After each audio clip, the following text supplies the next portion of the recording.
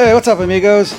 Check it out. I decided to finally get around to the story on how I ended up with that bike right there, the 1976 Sportster. Figured I'd talk to you guys a little bit and then talk about, how I ended up with this motorcycle. I never did really talk about it that too much. I did a video which is right there about me bringing the motorcycle home. Be sure to check that out. It's a little kind of, I don't know, I was just trying to be funny in that video. So don't take me seriously when I say the word addiction. So anyway, without any further blah, blah, blah, blah, blah, blah, let's take a ride.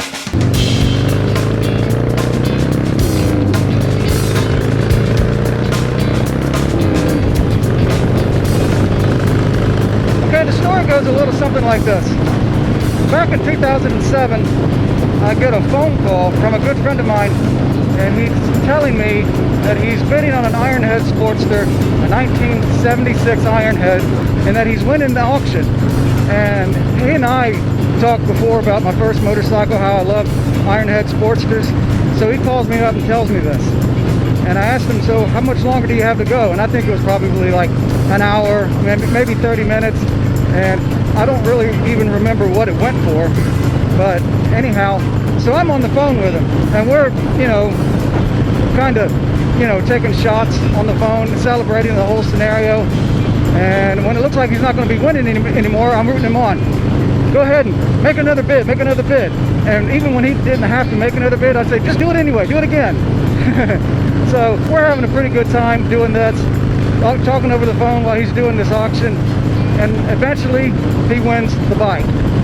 So he goes up to Vicksburg, eventually, picks up the motorcycle, and when he comes home, he calls me again and says, hey, I got it.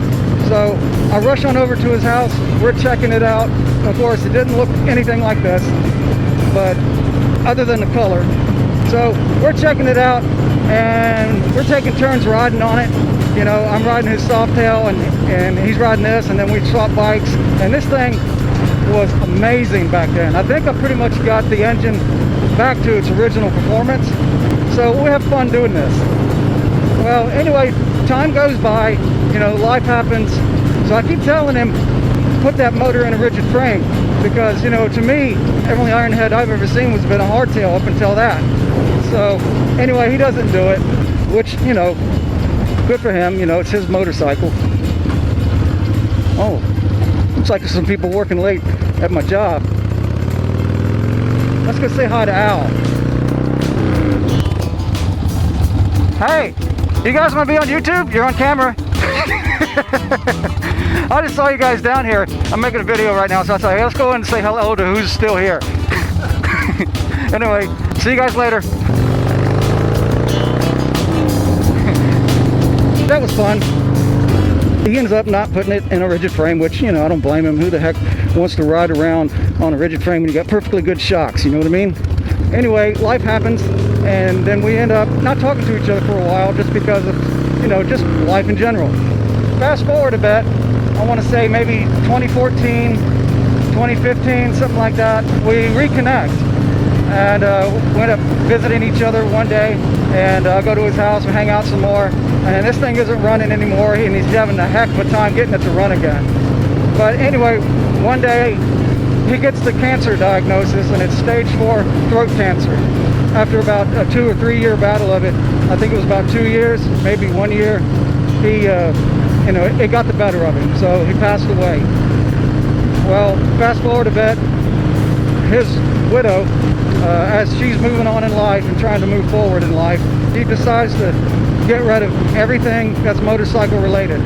So at the time he had a bagger of some sort, I think it was a Road Glide, and he had a 94 Softail, and then he had this.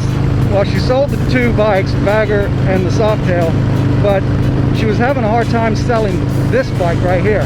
I get to talking to her on the phone one day, and she's just expressing to me how sick and tired she is of all the negativity that people keep telling her about how nobody wants a bike like this, because you have to work on them and yada yada yada yada. Well, she didn't really know much about the nature of these machines, so I calmed her down a bit, and I told her, well, look, there is some truth to that. There's nothing wrong with the motorcycle in and of itself, but you got to be hands-on.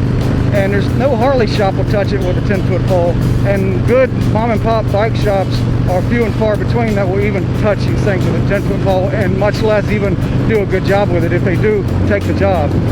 Fast forward a bit, she reaches out and tells the missus that she wants me to give her a call. It's about the Sportster. And I'm like, oh man, I'm really not in a place to purchase another bike at the moment. And I mean, I just got done building the Tramp, and that was kind of an expenditure. So I call her anyway, and she tells me she wants me to come and get this motorcycle. Okay, I pretty much settled it in my mind. I'll go get it. I'll go ahead and take a personal loan from the bank, you know, and go get it, and I'll just go in the hole for a little bit. So I asked her, what do you want for it? Well, she says she just wants me to have it. She wants to give it to me. And I'm totally blown away by that, you know, because, oh, wow. Okay, I forgot I don't have blinkers or mirrors, and there's a truck on my butt. Let me turn this corner. This is a right-hand shift, you know, left-hand brake, not used to it just yet. So, I'm totally floored by this, right? And I told her, well, I really don't know what to say. And she says, well, you can say thank you. So, of course I said, muchas gracias, but I said it in English. And she says to me, now if you come get this motorcycle, I also want you to come and get all these parts too. A bunch of Ironhead parts, which was good for this. Also a bunch of Evo Softail parts, which I didn't have one yet, but came in handy when I got my Evo Softail. So anyway, I took the motorcycle out of its original form and made it into this. I basically took the engine and I stuck it in a hardtail frame that I found on eBay for I think 400 bucks. Anyway, it's a 76 Sportster, and yeah, you heard me say right-hand shift. Originally, it was left-hand shift when I got it. During 75 and 76, all Harley Davidson did was, well, I'll leave that video right there. Basically, it ran into a snag with this frame that wasn't going to allow me to use my original equipment. So what did I do? I turned it back into a right-hand shift, which is kind of weird to get used to.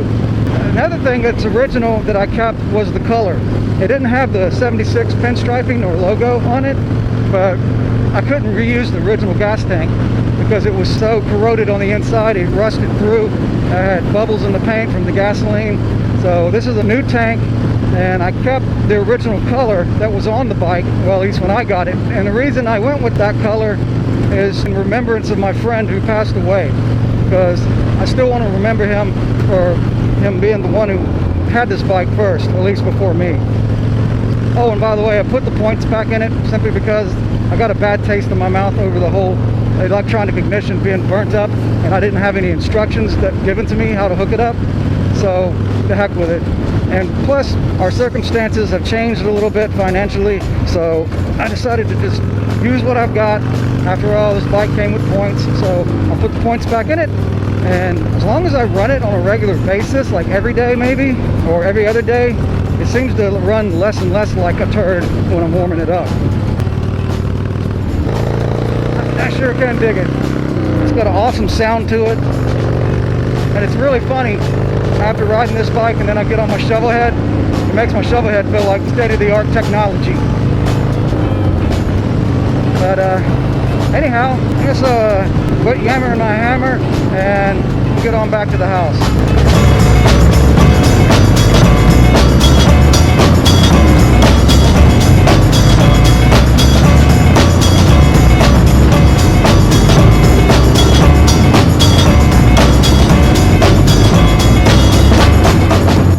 And there you have it.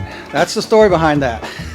I really need to get to riding this thing more often, you know, just because it's a machine that needs to be running on a regular basis. You know, it's not like your Evos like these back here. You can ride them and then put them up for a couple of weeks or a month or so and then go and fire them back up and they'll run. Bikes like the shovel head and bikes like that tend to want to have a little bit more attention than what these guys want to have. So anyway, I hope that satisfies some of your curiosity as to how I ended up with that motorcycle. I haven't mentioned you guys on my Patreon lately, so I want to thank you patrons for being patrons, and if any of you want to support the channel, the link is right down below for my Patreon if you want to be part of that, you know, and supporting this channel in some kind of way. And as always, guys, You know the drill. You guys keep the rubber side down, and you be good to yourselves. Thanks a lot.